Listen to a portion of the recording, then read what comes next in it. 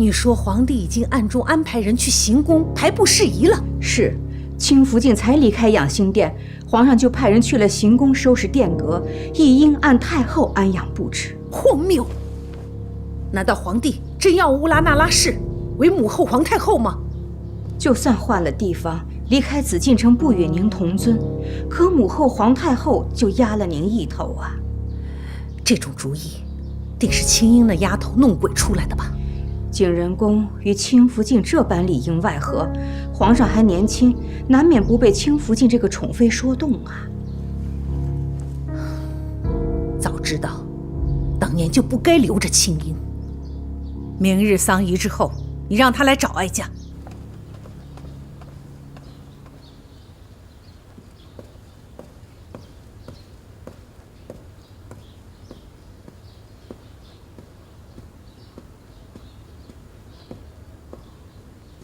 臣妾给太后请安。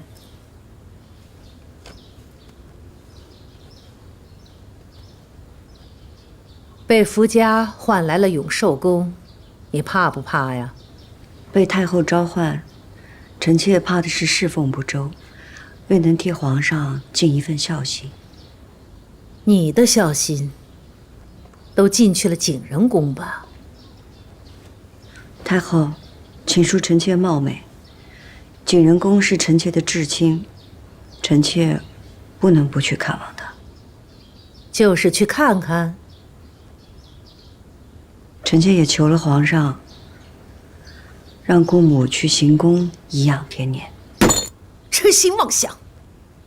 你是觉得，你如今可以仗着皇帝对你的那点情分，来压哀家了吗？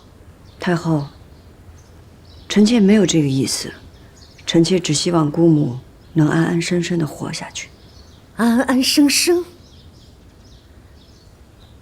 没有名分，你姑母会安安生生地走出景仁宫，去到行宫？乌拉那拉氏有你这个希望在，你觉得你姑母会安安生生吗？你要你姑母活，可以。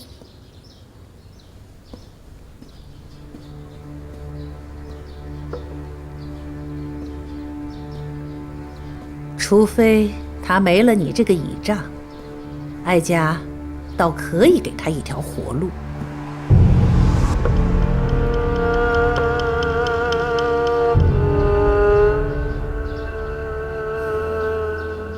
如今正是先帝丧仪，丧仪过后，你自寻了断。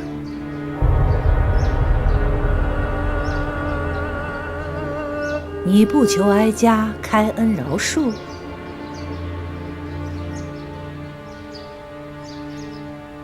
太后发落赐死，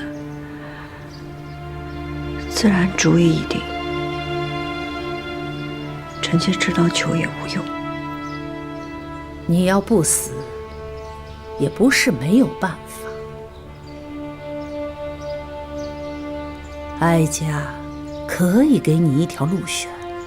乌拉那拉氏，有你姑母，便没有你；有你，便没有你姑母。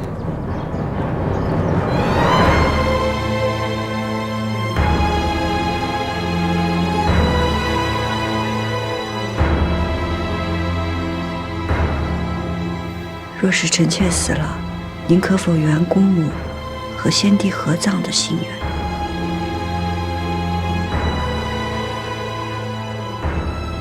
你倒真有孝心。只要他在行宫安分养老，哀家许他和先帝合葬，只是没有名分罢了。多谢太后。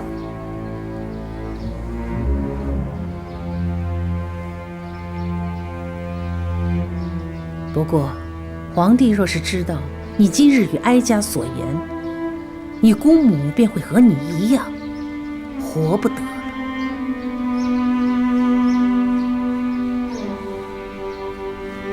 臣妾明白，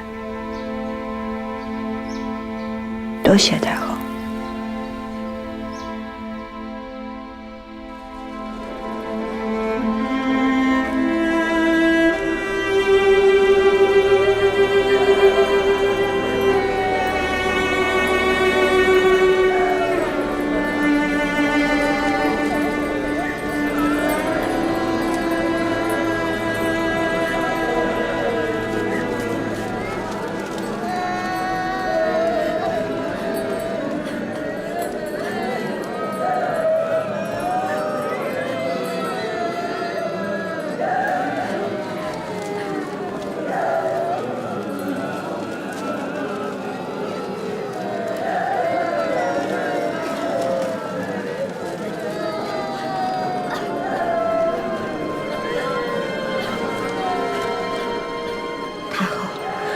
青如大约是去了养心殿了，他该不会说出什么吧？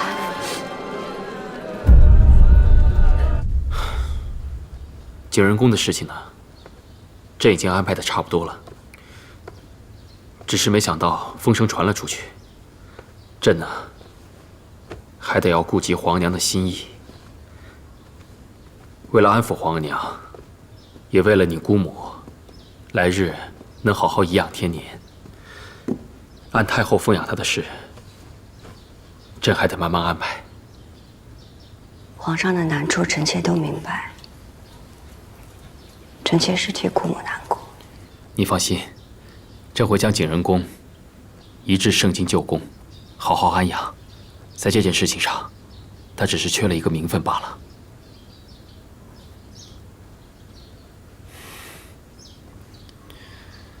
后妃与君王失和，吃苦的肯定是他们自己。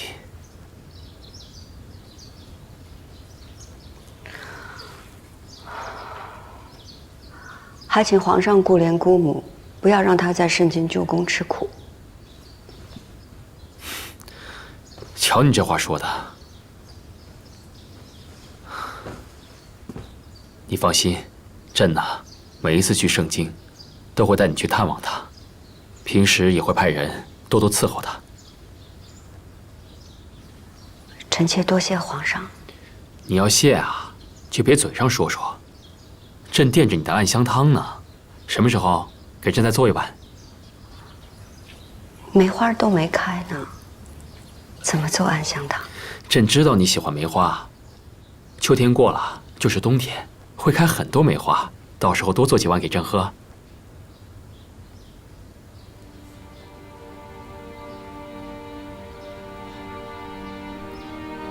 你不答应朕啊？臣妾答应。你怎么了？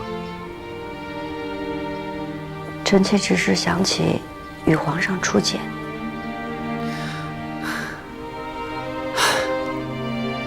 当日咱们一起听了一出墙头马上。墙头马上遥相顾，一见知君即断肠。朕记得，景，你和朕是年少情谊，虽然没有成为嫡父间，但你和朕的情谊是谁也比不了的，知道吗？臣妾明白。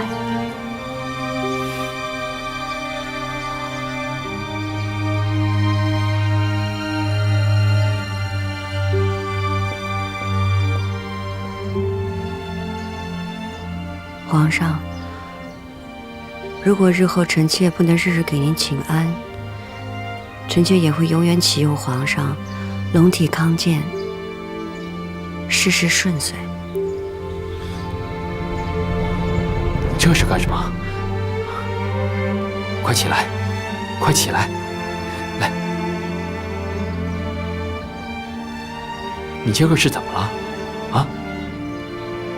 不过朕也明白你姑母之事。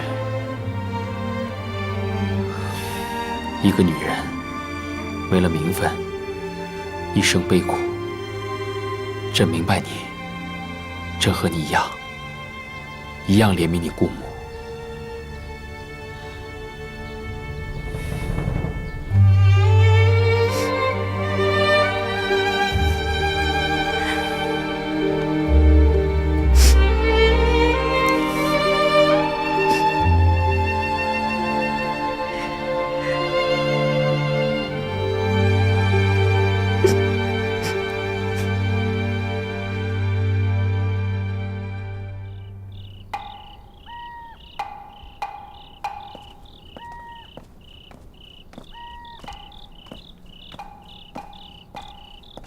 主，老主子真的没指望了吗？那我们会不会受牵连呀？主不该去的，万一这要是被太后娘娘知道了，可就麻烦了。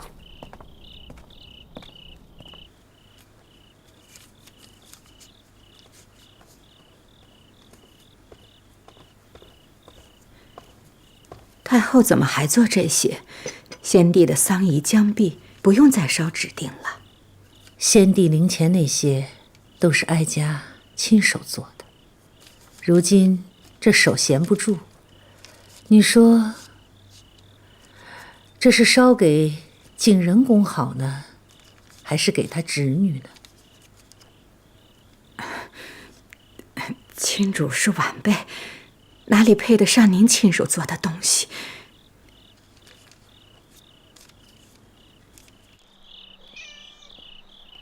亲主来了。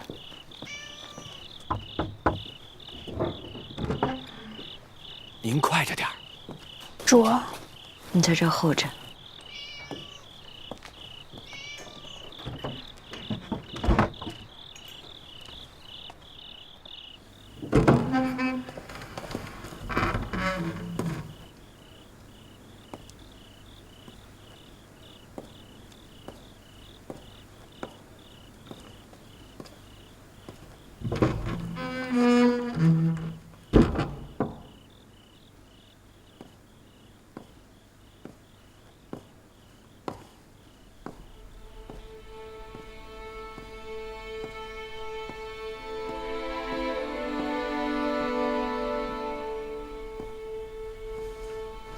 姑母，起来吧，我正要传你呢。我是来告诉姑母，皇上安排了您去行宫颐养天年。怎么颐养天年？不入史册，不赴太庙，来日以无名无分的先帝嫔妃身份下葬，再也不能和先帝同穴而眠。不是这样的，姑母只要安心的在行宫待着，死后会安享爱容，和先帝葬在一起。这个安排，你是有什么代价换来的呀？皇上疼惜我呀，才有这样的安排。没有钮祜禄氏的授意，皇上会答应你吗？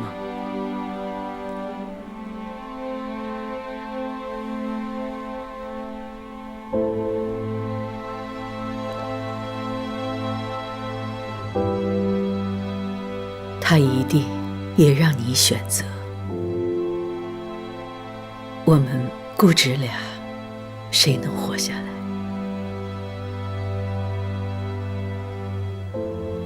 太后也来找您了。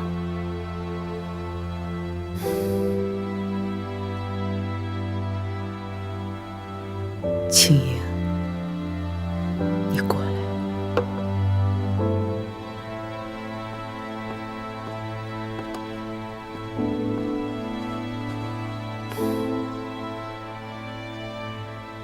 姑母知道你的性子，你必然会护着我，你会舍去自己的性命，保住我的名分。可是钮祜禄氏从来就是要我死，你死了有什么用？再说你死了，你心爱的弘历会放过我吗？啊，会让我翻身吗？就算他顾及到我是你的姑母，可我是堂堂大清的皇后，我怎么能够在钮祜禄氏的鼻息下没名没分、苟延残喘？姑母必须得死，他才会让你活下去，你才能够延续乌拉那拉氏的荣耀。姑母，你已经有了皇上的眷顾，你是乌拉那拉氏唯一的指望。你要得宠，你要做皇后。可是姑母，我从未妄求皇后之位，我只想跟皇上恩爱长久。你心里有弘历对吧？难道不想跟他生同寝，死同穴吗？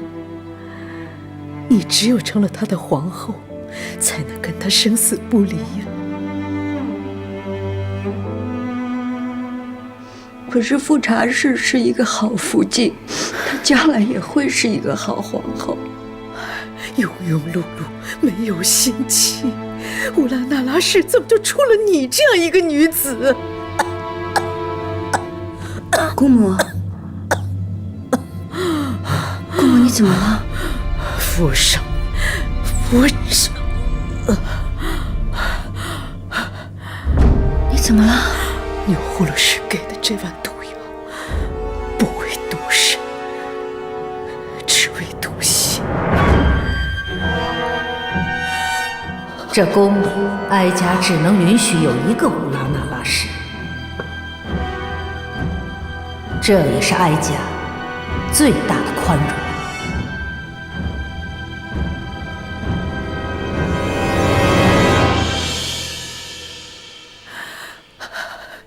青莹啊，你要看着我死，证明我不是卑鄙自裁，而是有份报比，怪不得任何人。可是姑母，你分明是被太后逼死的。眼下你我都已无力反驳，你要活下去，你连恨都不要有。你不仅要让钮祜禄氏不杀你，还要让他成为你的助理。你要当皇后，才是为我报仇，更是对我的报答啊！你比我幸运，你已经有皇上的宠爱，千万不要像姑母这样成为一个弃妇。青莹，乌拉那拉氏已经有一个弃妇了，再不能出第二个弃妇了。姑母，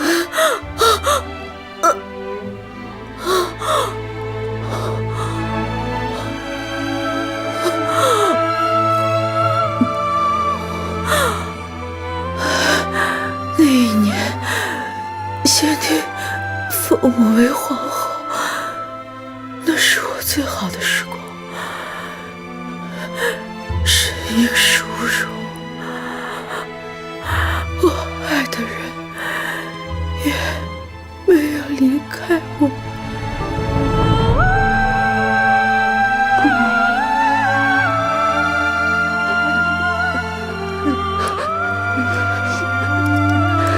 姑母，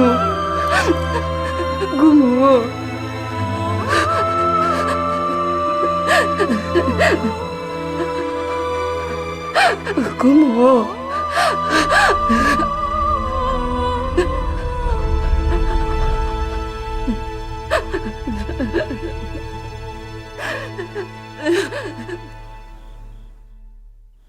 我去的时候，金仁公已经死了，出来的是青竹儿。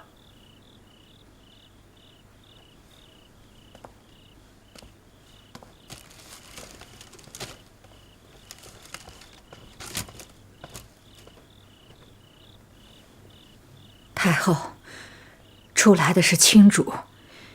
成汉进去时，晋仁公那位已经气绝了，伺候他的秀夏也跟着自裁了。晋仁公死了，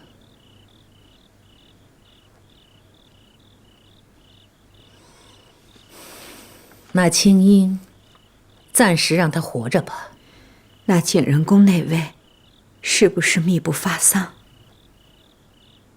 哀家明日去见皇帝，与他商议。回皇上的话，待丧仪一毕，太后将迁居慈宁宫，太妃们迁居寿康宫，东西六宫会立刻拾掇出来，供嫔妃们居住。回禀皇上，晋仁公过身了。什么？是青主儿所言，保的是暴毙。真是暴毙？青主儿是亲眼瞧着晋仁公过身的。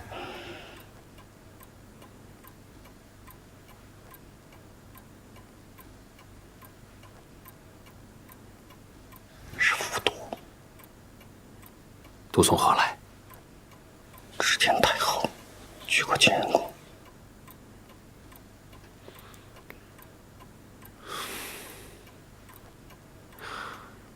让人去照顾晋仁公的身后事。今儿个夜深了，明天一早，请青卓过来。这。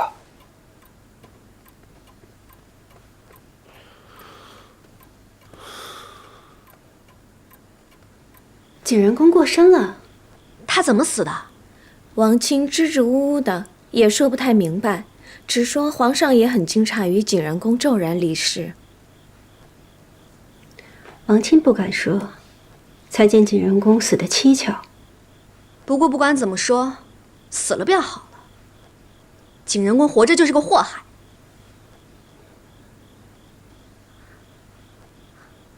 啊，天色也不早了，姐姐这些日子也乏了，妾身就先行告退了。莲心，送侧福晋。是。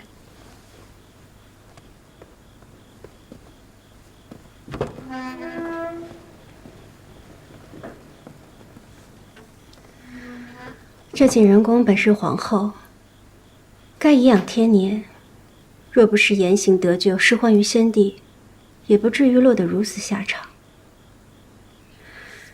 看来皇后之位不易做呀。您与景仁公怎么一样？您出身大族，又有皇子。景仁公何尝不是出身大族，又有皇子？只是皇子早夭，宠妃当权，才知太后一味易主，潦倒丧命，身后连史书都不得记载，仿若是一粒不曾存在的尘埃。无论皇上怎么想，只要将来娘娘稳坐皇后之位，咱们的2个平安长大就好。皇上嘛，难免有宠爱之人，只盼他们先别生下皇子才好。若是嫡子长成，宠妃们再生下庶子，也就不怕了。皇上，慈宁宫历来为太后所居，既是太后所居，必得郑重待之。传朕旨意，精修慈宁宫，以供太后颐养天年。既有精修慈宁宫一时就住不得人，那太后可以暂住寿康宫，让太后和太妃们同住，这也太窄巴了点儿。这，皇上小心外太后，奴才立刻去办。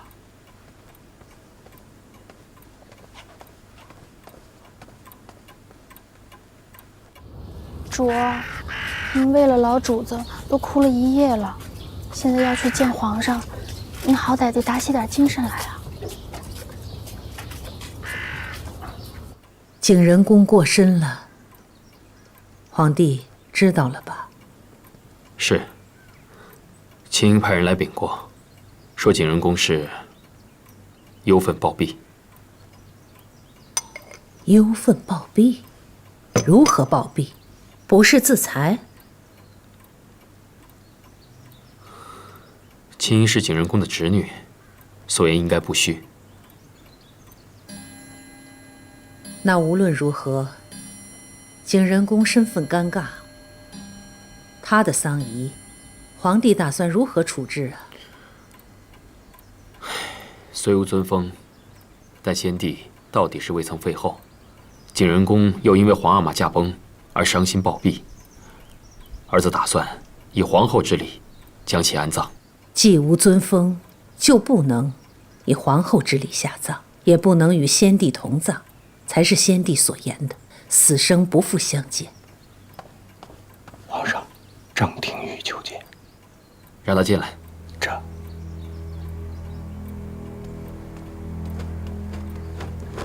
臣张廷玉给皇上太后请安。何事啊？皇上，臣闻听景仁公暴毙崩逝，特来觐见皇上。后宫之事，前朝之臣也要来干涉吗？启禀太后，后宫之事，外臣本不该干涉。然而，景仁公是否尊封，已得朝野关注，已属国事。既然是国事，臣就不得不问。尊封之事，尘埃落定，景仁公已暴毙，事情已了。尊封之事才出，景仁公便暴毙身亡。皇上，其中曲折实在是令人遐思，臣请皇上一定要细查此事。历来帝王驾崩，后宫总有人伤心离世。景仁公过世，有什么可遐思的？但是这次过身的毕竟是大清曾经的皇后，哪怕先帝与景仁公多年不睦，哪怕先帝曾言此生不复相见，就算是没了尊位，景仁公也不该不明不白的暴毙呀！怎么叫不明不白？张大人此言难道是对哀家有疑？总还有张大人愿意为老主子说话。张大人最重朕的。王者又是素来与太后不睦之人，彻查此事。臣妾乌拉那拉氏求见皇上。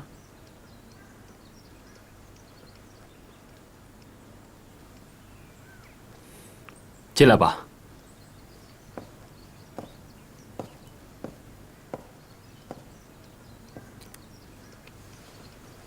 臣妾给太后、皇上请安。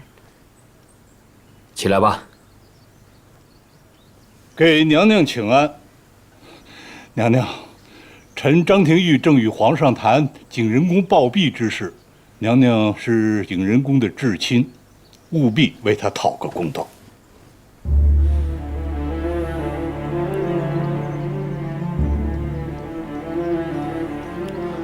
青英啊，景仁公和皇额娘都是你的至亲长辈，你出言必得谨慎。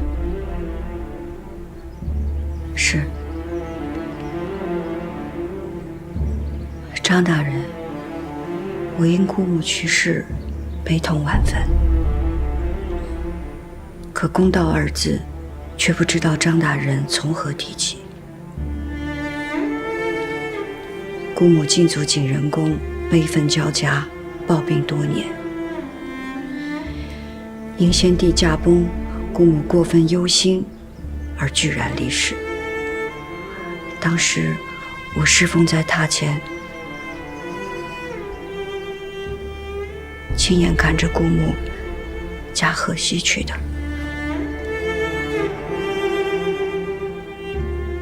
当真？当真。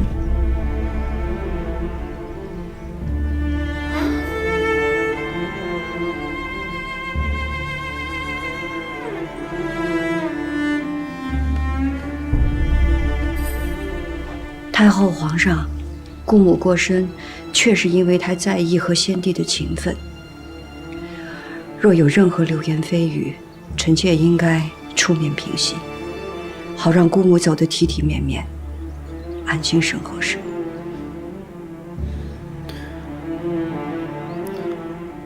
皇娘，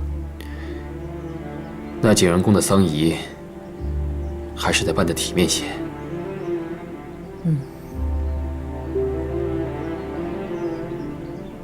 那就按非礼吧，也可葬在嫔妃原寝。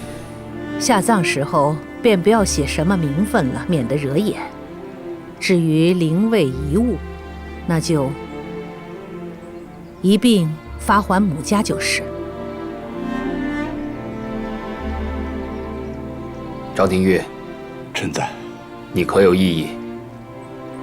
景仁公身后之事，当以皇上、太后的决断办，臣没有异议。臣告退。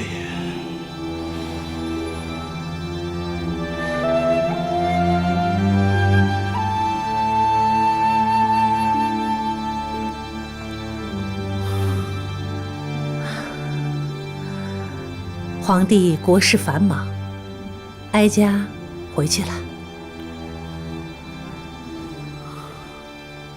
儿子恭送皇额娘。恭送太后。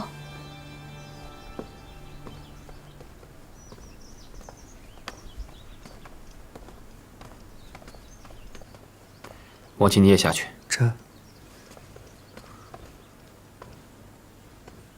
青英，此刻只有你与朕，你告诉朕，景仁公是怎么过身的？皇上。臣妾方才说的都是真的。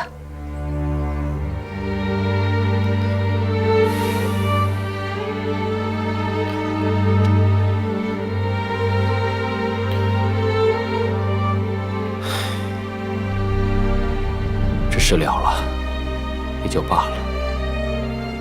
要是景仁公活着，总是会牵连到你。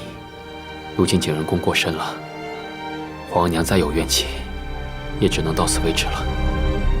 只是这事情虽了了，这些日子你也别到处走动，免得惹人注目。臣妾明白。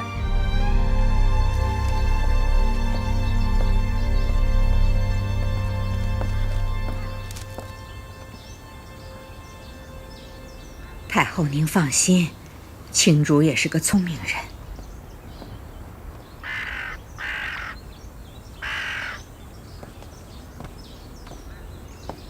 给太后请安。你去吧。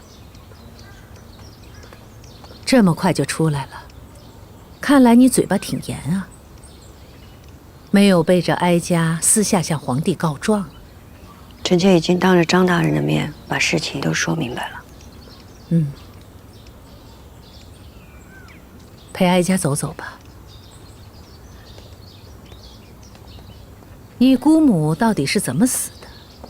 说给哀家听听。姑母想要得到母后皇太后的尊位，无非是为了母族的荣耀。姑母最在意的就是和先帝生同亲，死同血。可先帝对姑母说出了此生不复相见，姑母便心如死灰。她得不到先帝的心，赢了太后又如何呢？所以她选择保全了你。看来，她还是疼你的。姑母是疼臣妾，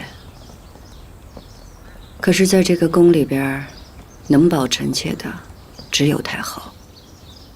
哦，太后并不想要臣妾死，太后想要姑母死，而且死在臣妾的面前。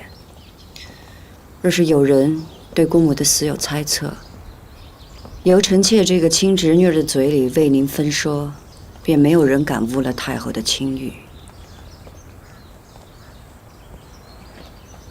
你很聪明。不是臣妾聪明，是一切都在太后的掌握之中。你姑母也是聪明人，从头到尾算计得清楚，能争的时候拼命争，不能争的时候断然做出选择，以保最大的利益。如此，你得以活了。是。姑母暴毙，但流言未必会消去。臣妾得活着，才能时时为太后坐镇。很好，很好。这么聪明的人，是得好好活着。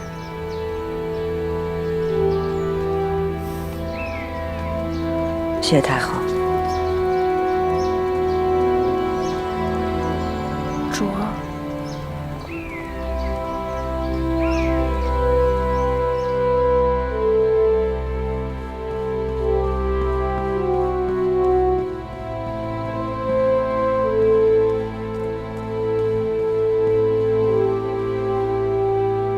皇上早点安置吧，明儿个可是登基大典呢。知道了。龙袍预备下了，您要不要再试试？既是量体裁衣，不必了。这寿康宫都收拾好了吗？秦理来回话了，说都妥当了。寿康宫虽是太妃的居所，但皇娘所住的殿寝，务必体体面面的。那是自然的。退下吧。这。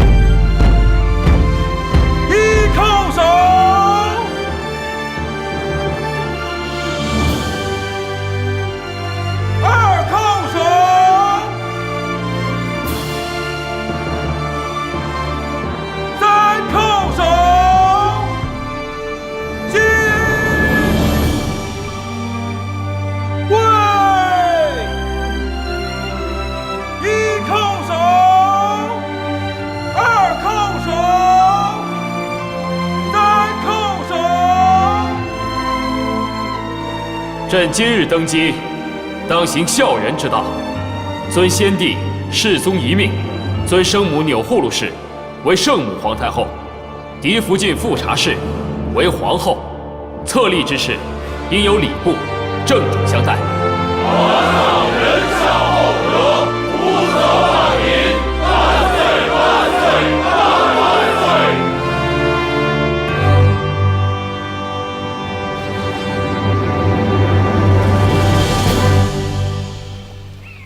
走稳当点儿。太后迁宫是大事儿，皇上孝顺，一直在修葺慈宁宫，想必这会儿都妥当了，只等您安享这玉堂富贵呢。景仁宫的丧仪办得如何了？办了，这白事儿怎么能跟登基大典的喜事儿冲撞呢？所以悄悄地办了。走稳当点儿。走稳着点儿。停，落轿。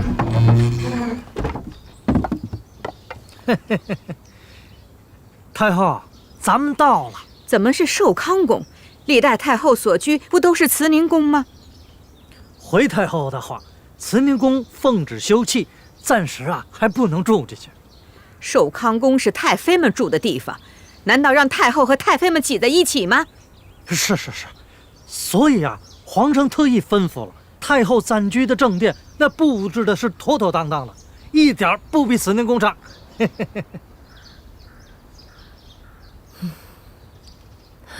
皇帝一片孝心。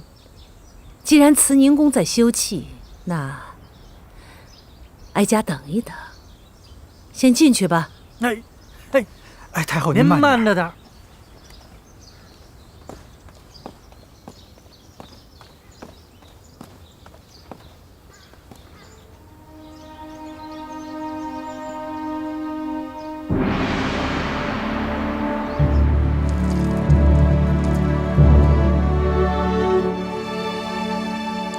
儿臣给皇额娘请安。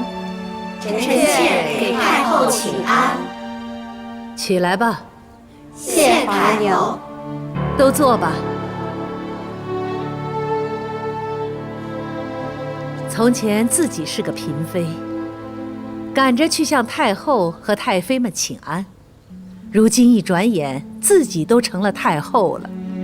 瞧你们年轻一辈的，娇嫩的像花朵。太后自己才是那朵开得最娇艳的牡丹花，不像我们年轻沉不住气，都是经不得细看的蒲柳。小嘴巴巴的，会说话。谢太后夸赞，臣妾愚笨，请太后教诲。今日是皇帝登基之后，你们头一回来请安，哀家也有几句话要嘱咐。皇帝年轻，宫里嫔妃也就你们几个，往后不管是人多还是人少，哀家眼里见不得脏东西，你们自己都好自为之。多谢太后教诲，臣妾谨记于心。皇后，哀家和几位太妃们都已经移居到寿康宫了，东西六宫很快就收拾出来了，给你们安居。身为皇后，安定后宫乃是你身应之责。儿臣明白，皇上登基分六宫、定位分、册嫔妃，这些事情儿臣都会一一办好。若有不懂，还请皇额娘指教。除了这个，还有一件事。古来重长子，重嫡子。皇帝已经有了庶长子永璜，嫡长子永琏，还有一子也很重要。皇上登基后的第一子已称吉祥，极为贵重。所以你们几个要加把劲儿，把皇帝登基后的第一个皇子好好生下来。是。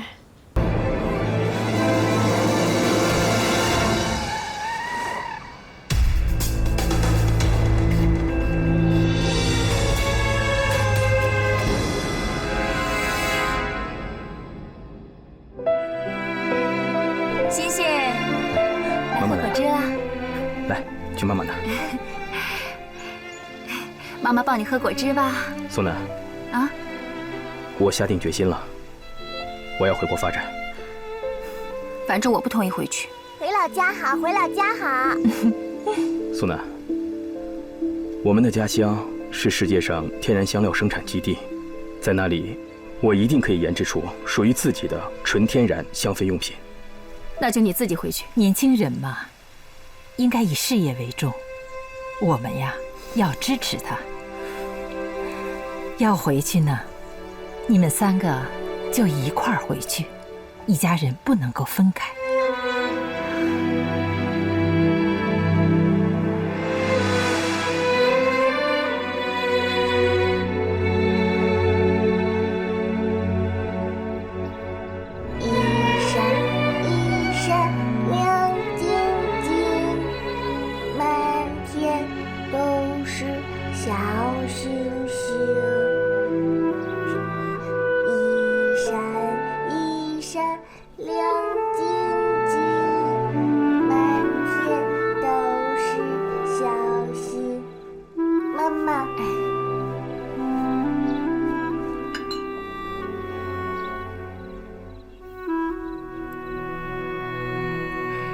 欣欣，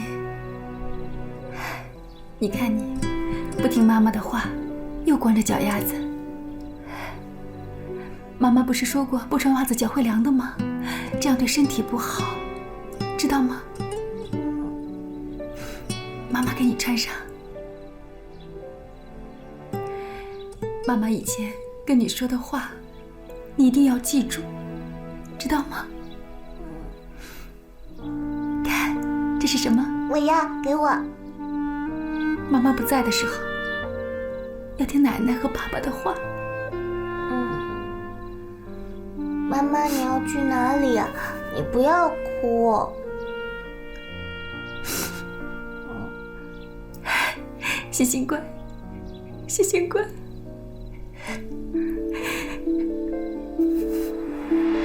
妈妈，你要去哪里？妈妈不要欣欣了吗？妈妈不要走，妈妈不要走。拿水啊！妈妈不要走！快点！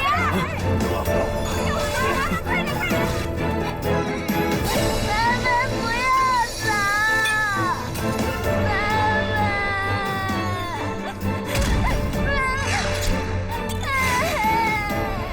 你干嘛？你疯了！我的香水配方还在实验室，放手！放手！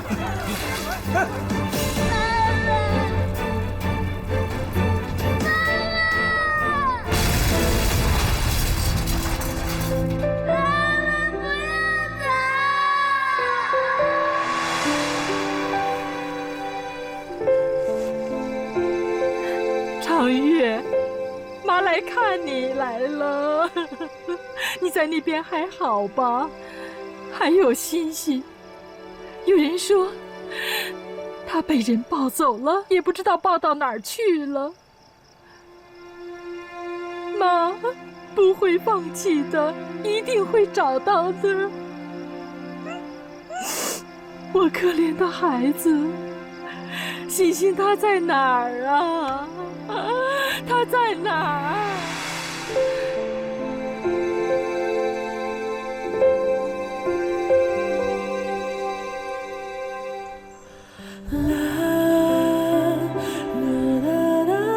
爸爸妈妈，我告诉你们一个好消息，今天我终于夜大毕业了。从现在开始，我已经可以自食其力了，你们就放心吧。爸爸妈妈，你们在哪里啊？你们听到了吗？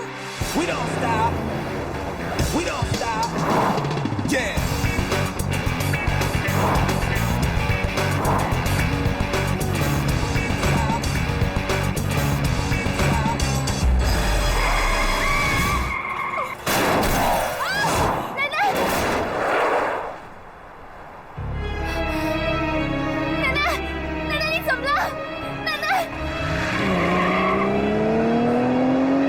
是他。奶奶，奶奶，秦林怎么了？你快打电话。120，奶奶，你快醒醒！奶奶，喂，120吗？珊珊，珊珊，是青灵啊，有事吗？珊珊在不在啊？我打她电话打不通。居小姐和董事长去参加酒会了，还没回来啊？没有。那行吧，等她回来你告诉她，我来找过她。哦，好的，谢谢。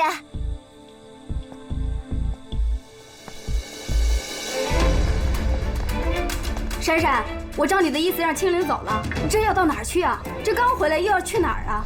林总，我会跟我爸说的。对了，再有人来找我问我的话，你一定要说没见过我，千万记住了啊！珊珊，珊珊，珊珊。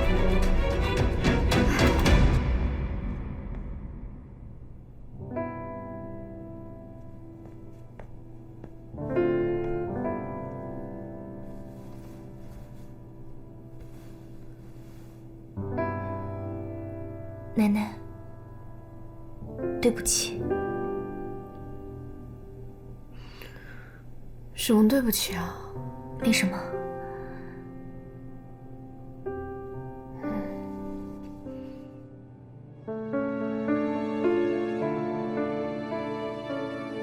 奶奶，我看到了那辆红色跑车，但我不确定是珊珊开的。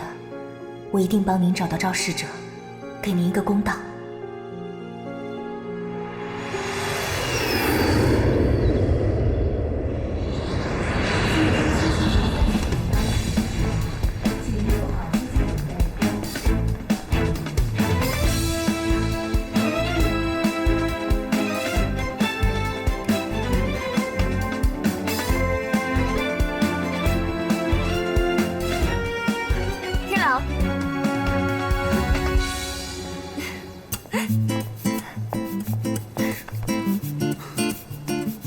帅哥，提前回来怎么不早告诉我？欢迎词真没诚意。哟，最近练得很不错嘛，身体吃得消吗？伯父每天派了医生、营养师和健身教练照顾我这么多年，我现在是满血复活，1级状态。老爸跟那个女人去旅行了，我现在立刻通知他，让他回来看你这个宝贝儿子。这倒不急，回咱们酒店。对了，我的车你有好好照顾吗？先回去再说吧，走。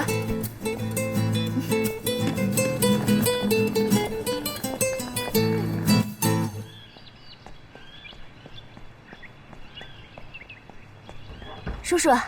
哎，青灵。找珊珊。珊珊她起来了没有啊？起来，她都走了。走了？对呀。她去哪儿了？出国了。哦，那叔叔，您知不知道昨天珊珊开的红色跑车是谁的？红色跑车？啊。什么意思？珊珊昨天开车出去的。谁的车？谁让她开的？她在国内根本就没有开过车，你怎么能让她自己开车上路呢？你给我说清楚了。对不起，叔叔，可能是我搞错了，对不起啊，叔叔再见。爸呀，回来了。天朗，怎么提前回国了？爸，你怎么也提前结束休假回来了？我一听你伯父说你已经回来了，我就跟你南阿姨马上赶回家了。天朗，你爸爸天天盼着你回来呢。看你这气色，身体好多了吗？哎，振华，我们可得谢谢大哥啊。对了，还有谢谢你们的妈妈，肯定让她费了不少的心。南阿姨，你要是真心谢我妈的话，就请你把段家女主人的位子还给她。姐，怎么了？舍不得啊？那就别在我爸面前装好人，恶心。雪晴，难得一家人团聚，你就不能消停一天吗？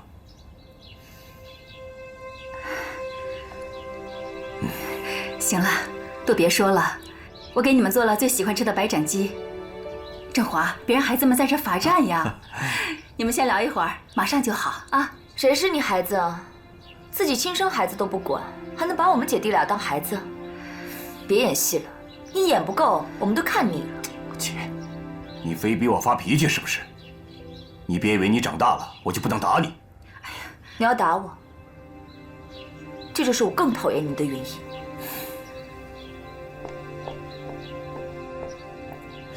振华，你干嘛呀？都是我平时太宠着他了。你去忙吧。一会儿开饭啊，天狼。爸，我上楼换件衣服。等一下，我有话跟你说。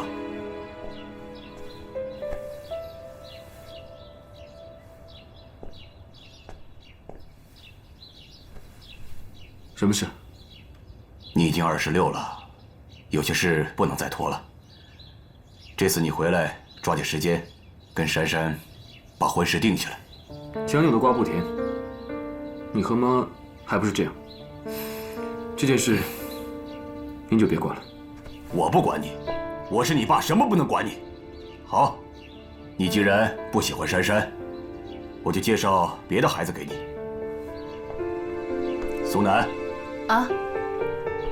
明天你就去找那些媒人，把这段时间要介绍给他的女孩照片都拿来，让他挑。那些照片只要放在我面前，我立刻回美国。你，哎呀，行了，孩子刚回来你就提这事儿，多不好啊！你得给他点时间啊。行了，吃饭了，走。孩子真不让人省心，我没胃口，我不吃了。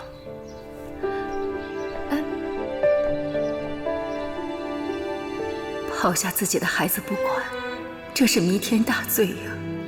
我是真的把你们当自己的孩子。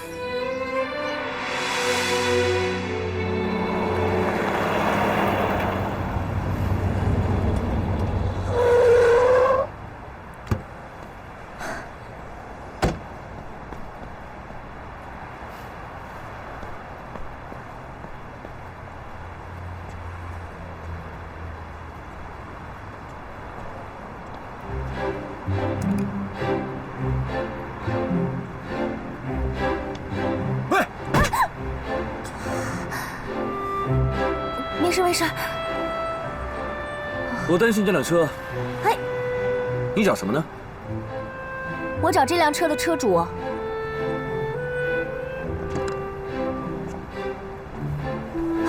喂，那你快回答我，7月23号下午6点40分，你在干什么？啊，姑娘，你是哪位啊？我是花清灵，你快回答我，这对我来说很重要。花清灵，哦，我知道了。哎，你干嘛呀？哎，你给我站住！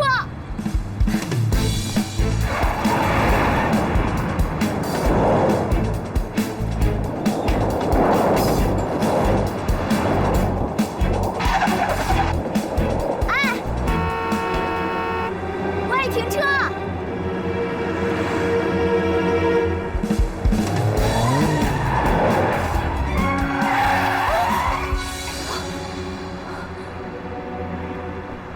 你好，请出示你的驾驶证。啊，不好意思啊。这就对了，驾照啊就应该交给警察叔叔。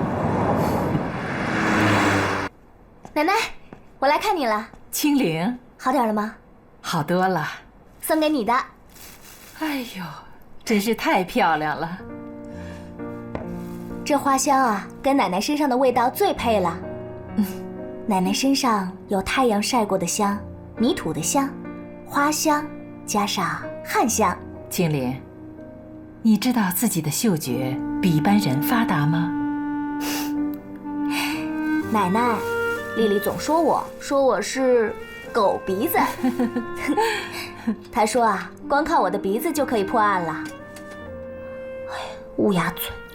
我今天啊，还真碰上警察了。发生什么事儿了？我今天啊，看见撞你的那辆车了，后来我就开车追他，闯了红灯，被警察逮住了。追车呀，多危险呐！你没事吧？啊，没事儿。哎，事情都过去了，我也没受太大的伤害。再说了，那个逃跑的人呐，或许内心也很内疚，以后开车会很小心的。算了，不要追究了啊，你的安全最重要。徐奶奶，那可不行，就算不让他赔医药费，至少让他跟徐奶奶道个歉啊。我一定会找到那个人的。那奶奶，我就先回去了。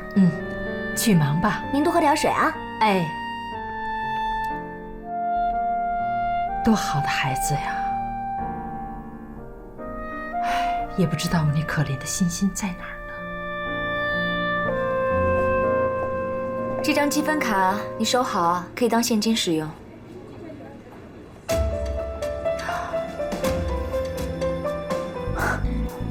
踏破铁鞋无觅处，今天非逮到你不可。这个银行卡你也拿着，密码呢是我们的生日。现金你也拿着。谢谢。穷鬼，长得人模人样的，没想到是个吃软饭的。我就不陪你逛了，我还要去工作。对不起，对不起。走吧。男的怎么用栀子花香？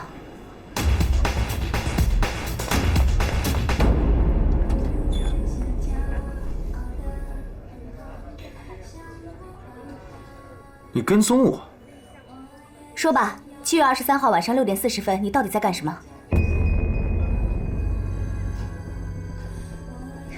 我拜托你了，这件事真的对我很重要，我求你了。无聊。买单。你要是不回答我，我就不还给你。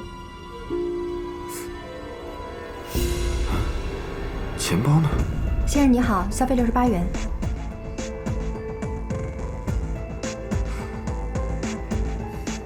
看我干嘛？哎，7月几号来着？7月23。68。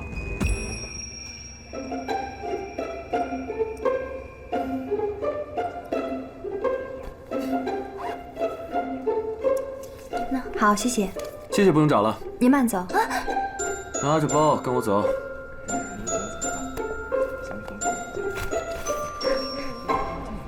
我现在需要找到我的钱包和我的证件。在哪丢的？我帮你找。我要是知道在哪儿丢的，我还会丢吗？哎呀，算了算了，我不找了，我不要了。哎，你这就不要了？你也太容易放弃了吧？怪不得你是被别人养，大男人你好不好意思啊？你这话什么意思？我没什么意思，我是让你找钱包，让你自食其力。你是在说我？我是让你找钱包。我找到你钱包了，拿着，走。哎，什么人啊？哎，不好意思啊。哎，就是你！神经病！你动！放开我！哎，动！你谁呀？你动！裤子还没拉呢！快过来帮忙！放开我！站着干嘛呀？你先让我把裤子脱了！放开我！快点儿！你神经病！你干嘛？你干嘛？放开我！是这个吧？给。别动！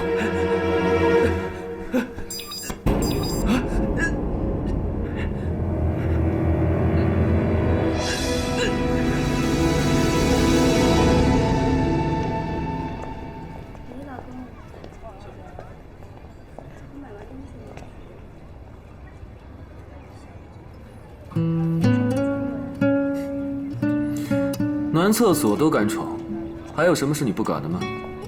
别忘了是我帮你找回来的钱包。你怎么知道是他偷了我的钱包啊？我闻到他身上有栀子花的香味儿，而且他也撞过你。我觉得应该是那个时候他偷走了你的钱包。刚才我们找钱包的时候，正好又闻到他身上的栀子花香。你是属狗的吗？关你什么事啊？你可以回答我的问题了吧？你先回答我，你是属狗的吗？无聊。我真的很努力地回想了一遍，我实在想不起来我那天到底干什么了。不如这样，如果你方便的话，可以把你的电话留给我，一旦有了什么消息，我再通知你，可以吗？行。想起来我给你打电话。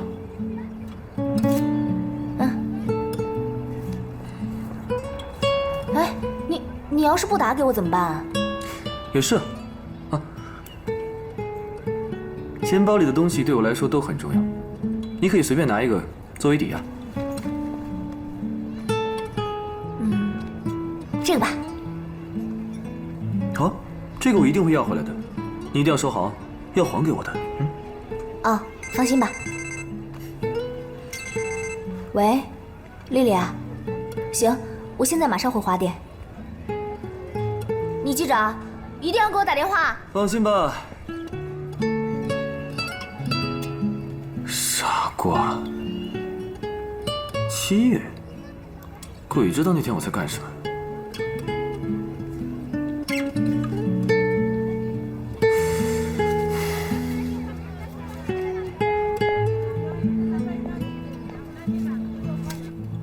我回来了。你知不知道现在几点了？对不起，我真的是有事耽误了。丁海快过生日了，我本来想去给他买个生日礼物，结果冤家路窄，我又碰到那个男的了。那个跑车男啊？你查到他是谁了？没有，不过我这回没让他跑了。你看，我从他那儿扣了1张卡。给我看看。你折腾了2个小时，跑车男呢？没了吧？你弄张积分卡回来，我看看。哎呀，我的天哪！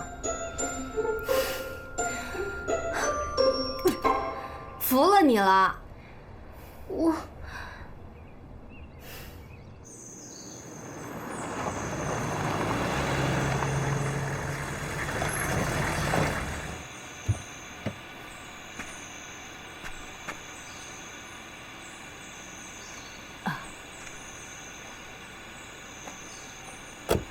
再见。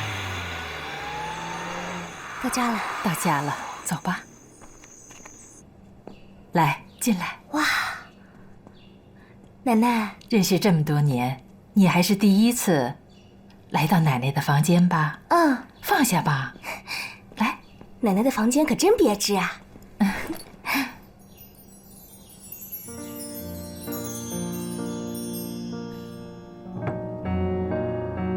奶奶，这小女孩是不是就是您的孙女儿？这就是我的欣欣啊，这是我的儿子。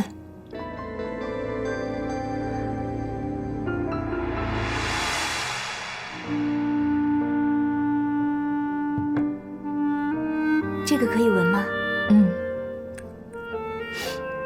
真香。这前调好像有佛手柑的味道，中调有茉莉花的味道。你是我见过的第2个有绝对嗅觉的人。那奶奶第1个是谁啊？我的儿子穆长月。哇！我现在所做的一切，都是在为我的儿子。我想让我儿子所调配的香水让世人知道。可是我的能力有限，但是我不会放